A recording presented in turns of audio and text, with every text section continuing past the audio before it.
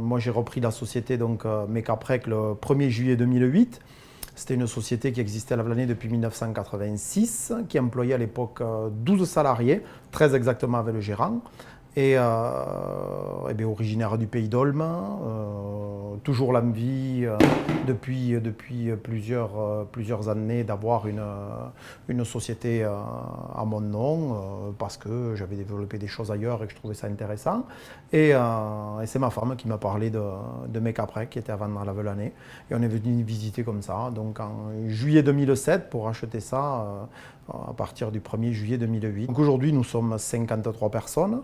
Donc, eh bien, c'est pas parce qu'on est en Pays d'Olme qu'on s'est dit il ne faut pas venir à Lavelanet suite au problème qu'il y a pu y avoir sur les années précédentes avec une mono-industrie que tout le monde connaît qui est le textile. Le textile, c'est fini ou il y en a très très peu. Et félicitations à ceux qui se battent de toute façon pour ça. Eh bien, nous, on fait de la pièce aéronautique et on s'est dit, ben voilà, il y a quelque chose à faire, il y a un concept à mettre en place.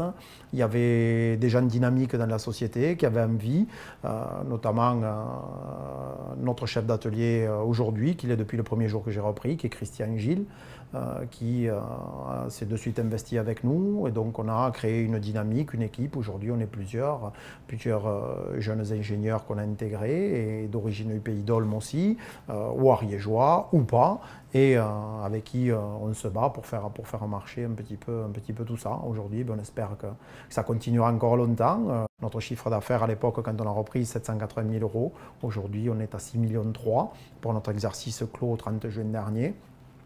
Donc voilà, sur de la machine avec de l'automatisation, beaucoup de fraisage numérique, des métaux durs. On fait énormément de titane, de l'inconel, des inox, un petit peu d'aluminium. Et puis après, aujourd'hui, on commence à développer un réseau de sous-traitance aussi, puisque nos clients sont demandeurs dans ce sens-là, pour que l'on développe, que l'on évolue aussi en ayant un troisième rang de sous-traitance pour les pièces aéronautiques. Nous, aujourd'hui, notre marché, il est national, international, de par la vente des avions qui s'en vont sur toute la planète. Mais aujourd'hui, nous, on travaille uniquement avec les nationaux. On regarde un petit peu quelques pays qui ont des besoins. On a quelques consultations qui sont venues de l'Espagne aujourd'hui ou de la Belgique. Et une volonté de le développer à moyen terme, parce qu'à court terme, on y a eu pensé. Moi, j'ai eu pensé, j'ai essayé d'eux.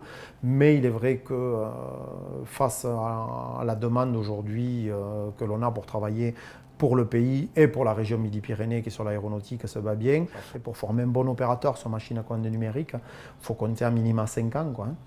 Au bout de 5 ans, ça commence à être pas mal, et au bout d'une dizaine d'années, la fourchette varie avec les niveaux de tout un chacun, mais on commence, si on s'y est bien intéressé, à trouver le pourquoi du comment à des endroits. C'est pas toujours une science exacte, hein, voilà. Ça ne répond pas toujours de la même façon de la matière. Voilà. Et moi, c'est ce que je voulais faire depuis toujours, de la mécanique de précision.